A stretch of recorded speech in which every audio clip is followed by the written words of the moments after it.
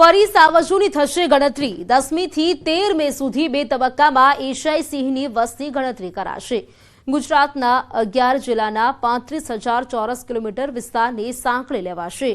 સિંહની વસ્તી ગણતરીમાં લગભગ 3,000 જેટલા સ્વયંસેવકો જોડાશે।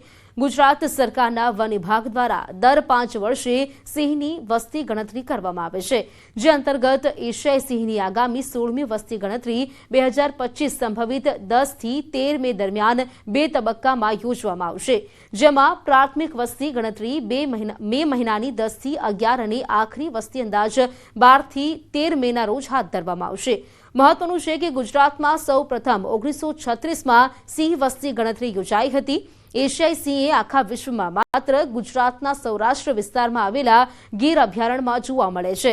વર્ષ 1980થી ગીર એશિયાઈ સિંહોના એકમાત્ર નિવાસસ્થાન તરીકે સુપ્રસિદ્ધ થયું છે। એશિયાઈ સિંહ માત્ર ગુજરાતનું જ નહીં, એશિયાનું પણ ગૌરવ છે।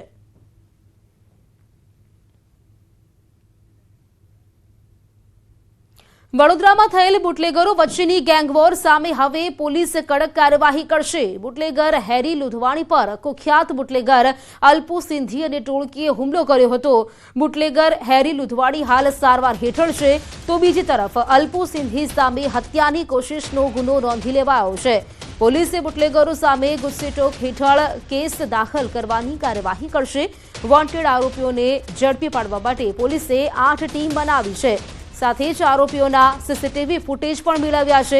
આ બુટલેગરોના મિલકત અંગે પણ તપાસ શરૂ કરવામાં આવી છે।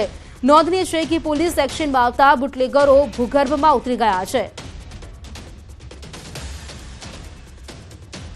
સખત રીતે આરોપીને પકડી અને સખતમાં સખત કાર્યવાહી એમને સખતમાં સખત સજા થઈ શકે એ રીતેનું ઇન્વેસ્ટિગેશન કરશે અને આરોપીને પકડી અને જે કાર્યવાહી કાયદાકીય થતી હશે તમામ કાર્યવાહી એમના વિરુદ્ધ કરવામાં આવશે। સમાચારોમાં રોકાઈશું એક બ્રેક માટે। અન્ય સમાચાર આ બ્રેક બાદ।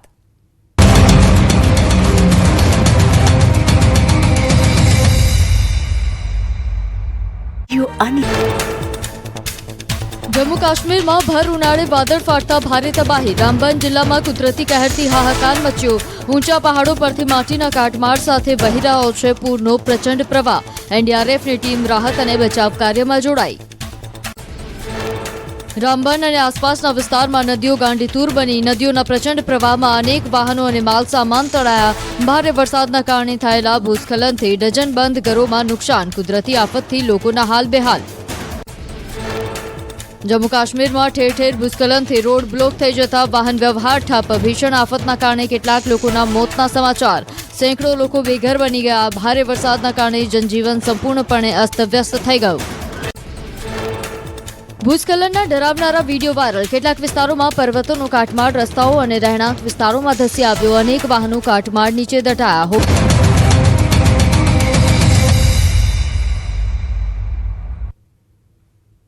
બ્રેક બાદ ફરી આપનું સ્વાગત છે। રાજ્યમાં ગરમીના પ્રકોપમાં સતત વધારો થઈ રહ્યો છે। લોકો ગરમીથી ત્રાહિમામ પોકારી ઉઠ્યા છે। ગરમીના કારણે લૂ લાગવાથી લોકોની તબિયત ખરાબ થતી હોવાના કેસ પણ વધી રહ્યા છે। સાથે જ બપોરના સમયે સિગ્નલ પર ઊભવાના કારણે લોકો આકરા તાપનો સામનો કરી રહ્યા છે। ત્યારે સુરત શહેર ટ્રાફિક વિભાગે મહત્વનો નિર્ણય લીધો છે। ટ્રાફિક વિભાગે બપોરના સમયે સિગ્નલ બંધ રાખવાનો નિર્ણય લીધો છે। બપોરે 1 થી 3:30 વાગ્યા સુધી શહેરના 213 જેટલા સિગ્નલ બંધ રહેશે, જેના કારણે લોકોને હાલાકીનો સામનો નહીં કરવો પડે। લોકોને વારંવાર 30 સેકન્ડથી લઈને 2 મિનિટ સુધીના સિગ્નલ પર તડકામાં ઊભું રહેવું પડે છે, જેમાંથી રાહદારીઓને હવે બપોરના સમયે રાહત મળશે।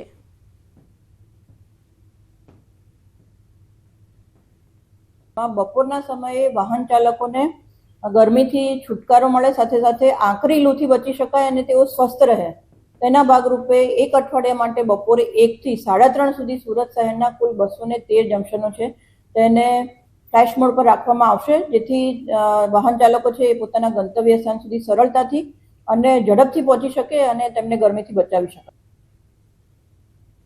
અમદાવાદમાં સરકારી શાળામાં એડમિશન માટે વાલીઓની લાંબી કતારો લાગી છે। સરકારી શાળાઓમાં અદ્યતન સુવિધાઓ વધતા વાલીઓ એડમિશન માટે પહોંચ્યા। તલતેજ વિસ્તારની એએમસીની શાળા નંબર 2 માં સવારથી વાલીઓની લાઈનો લાગી હતી। શાળામાં પ્રવેશ માટે 35 જેટલા વિદ્યાર્થીઓનું વેઇટિંગ લિસ્ટ છે. દિવસે ને દિવસે વાલીઓના પ્રવેશ માટે ધસારો પણ વધી રહ્યો છે. સ્માર્ટ સ્કૂલ અંતર્ગત અદ્યતન સુવિધાઓ ઉપલબ્ધ કરવામાં આવી છે. આ શાળાની અંદર રોબોટિક લેબ છે, કમ્પ્યુટર લેબ છે, ગૂગલ ફીચર ક્લાસરૂમ છે, ગણિત વિજ્ઞાનની લેબ છે. આ તમામ સુવિધાઓમાં બાળકોને ઉત્તમ પ્રકારનું શિક્ષણ કાર્ય કરાવી શકે એવા સુસજ્જ શિક્ષકો છે અને શાળાના સમય બાદ પણ રોકાઈ અને બાળકોને વધારાની બાહ્ય પરીક્ષાઓની પણ તૈયારી કરાવવામાં આવે છે.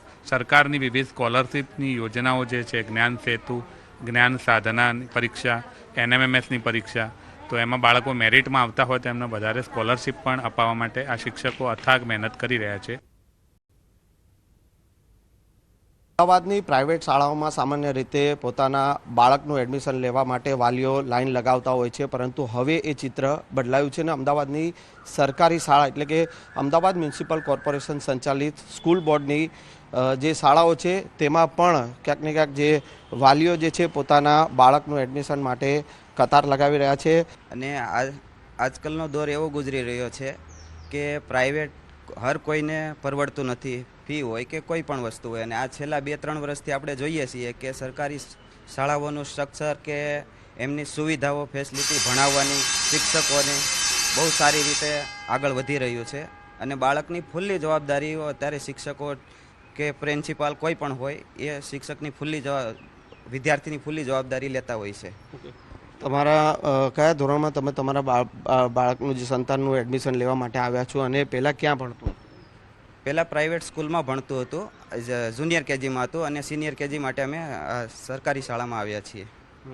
શું કારણ છે કે સરકારી શાળામાં પ્રાઇવેટ સ્કૂલમાંથી સરકારી શાળામાં બાળક?